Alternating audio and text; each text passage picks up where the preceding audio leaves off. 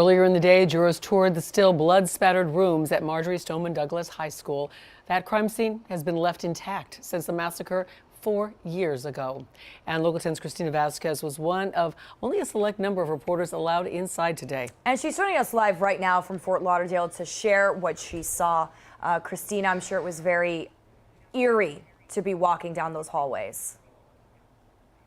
When you use that word, one feeling I had once we started even approaching the building is, in many respects, it feels like a mausoleum. And as you walk into those spaces, it is like a time capsule to terror, a grisly school shooting just suspended in time. Remember, these jurors have heard from the state's case presentation some really graphic testimony, right, from medical examiners about the violent way by which these 17 Marjory Stoneman Douglas staff and students died on Valentine's Day 2018. And when you walk into that building, you are seeing the evidence of where they lost their lives. We are talking about pools of dried, caked blood in the classroom floors, in the alcoves, in the hallways, where they have learned from the testimony of those who survived this very terrifying shooting, have told them where these certain students and staff members died. So why do I bring that up? So for me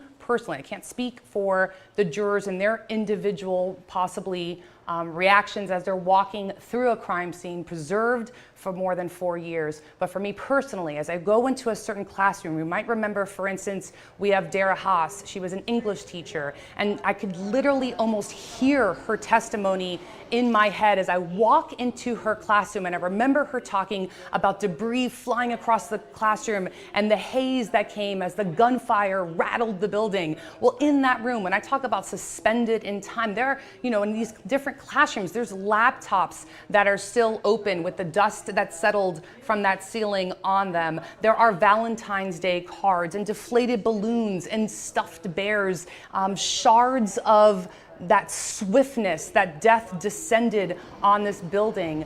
And then when you get into a certain area, for instance, let's take Elena Petty. There's something that her sister said in the victim impact statement that always stayed with me. We've heard a lot of the family members, for instance, talk about not just what they miss, but the future life events they're going to miss. And one thing she said is how she died with her braces still on. I don't know if you remember that, but it was an image that stuck out with me because it really conveys the young age, right, of some of these victims. And I'm there in the classroom, and you can see Elena Petty's desk, and I can see her with the braces, and there's a blue folder that has her name on it. Right behind her desk is one of these large pools of blood, dried, caked blood, behind the teacher's desk, just as the testimony had been told to the jurors. And so you're in that space, right, where you can see where she had such life. This was the middle of a school day, and you are so reminded of that when you are looking in these classrooms and see books still open, the victims' notebooks still there, their pencils that they were using seconds before they would find themselves, because of the Parkland shooter, shot, bleeding, and dying on a classroom floor. And so as the jurors possibly did what we did, right? They were there for just about an hour and a half, walking the 3 floors, walking through those spaces.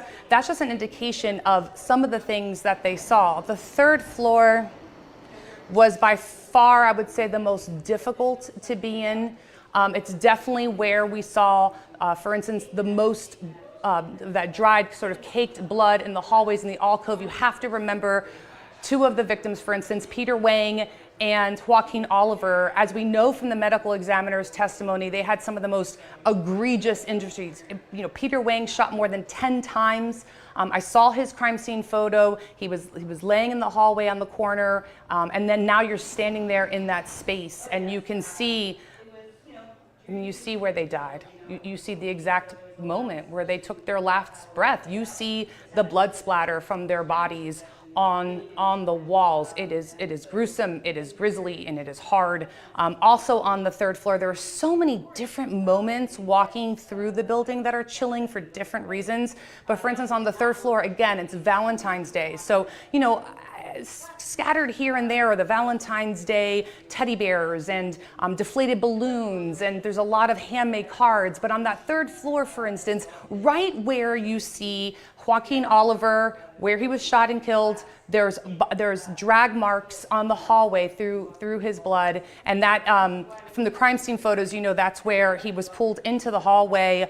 We believe from when first responders came. But the point is, when you're standing there, there is a heart-shaped, for instance, paper Valentine's Day card. One corner of that, you can tell, was literally saturated in blood. And then as you're standing there, you see bits of red rose petals, dried rose petals, just sprinkled within shards of glass lying near all of this blood splatter. I'm going to read you something from the second floor. So when we talk about where the majority of people were killed or murdered, it was on the first and the third floor, but one of the most powerful moments is on the second floor. As you're walking through that second floor, I'm going to read you a quote that happens to be on the hallway, again, suspended in time since February 14th, 2018. It's a quote from James Dean that says, "Dream as if you'll live forever, live as if you'll die today." So it'd be a lot for the jurors to take in. I know it was a lot for us. And you know what, Christina, as you're describing it to us, you do such a great job with your descriptions. We just want to say thank you for all the work you've been doing. We know this has been very difficult for you, as obviously the families as well, but for you to see the evidence, to walk through that building, we appreciate all your reporting. We want you to know that. Well, it must have been so difficult, Christina. We'll talk to you a little bit more a little later on our newscast. And